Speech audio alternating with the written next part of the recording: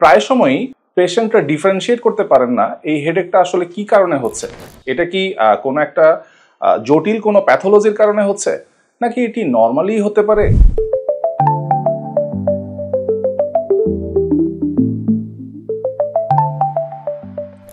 আসসালামু আলাইকুম, আমি ডাক্তার সামিম মোহাম্মদ আদনান, নিউরোলজি বিশেষজ্ঞ হিসেবে কর্মরত আছি চট্টগ্রাম মেডিকেল কলেজ হাসপাতালে।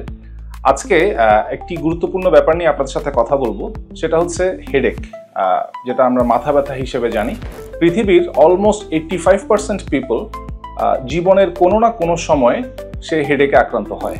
তার মানে it is very highly likely that you have suffered from a headache once in a lifetime। আপনি আপনার জীবনের কোনো না কোনো সময় হেডেক আক্রান্ত হয়েছেন, এবং প্রায় সময়ই পেশেন্টরা ডিফারেন্সিয়েট করতে পারেন না এই হেডেকটা আসলে কি কারণে হচ্ছে।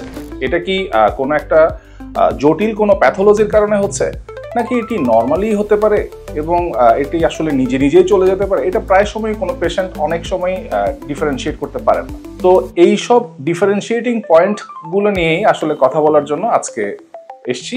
হেডেক মূলত দু রকম, একটি হচ্ছে প্রাইমারি হেডেক, আরেকটি হচ্ছে সেকেন্ডারি হেডেক। প্রাইমারি হেডেক হচ্ছে এমন হেডেক যেগুলোর আসলে পিছনে কোনো কারণ খুঁজে পাওয়া যায় না। কেন এই হেডেকটি হচ্ছে সেটি আসলে ম্যাক্সিমাম ক্ষেত্রে কারণ আমরা খুঁজে পাই না।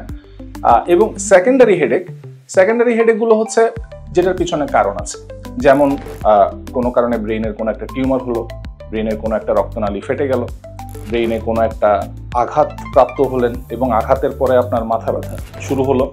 তো এসব হচ্ছে সেকেন্ডারি হেডেক।